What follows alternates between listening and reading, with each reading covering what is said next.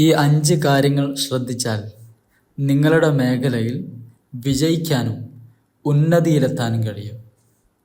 The first one, clarity, വ്യക്തത.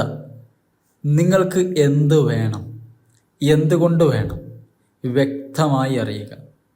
എവിടെയോ കണ്ടതിൻ്റെ പേരിൽ, ആരോ ചെയ്തതിൻ്റെ പേരിൽ ആഗ്രഹിക്കരുത്. 2, കൺസിസ്റ്റൻസി, സ്ഥിരത. ഒറ്റത്തവണ വലിയ ശ്രമങ്ങൾ ചെയ്യുന്നതിനു പകരം ദൈനംദിന ചെറിയ പ്രവർത്തനങ്ങൾക്കാണ് കൂടുതൽ ഫലം ചെയ്യുക. 3, ഡിസിപ്ലിൻ, അച്ചടക്കം. നിങ്ങൾക്ക് തോന്നാത്തപ്പോൾ പോലും ചെയ്യേണ്ടത് ചെയ്യുക.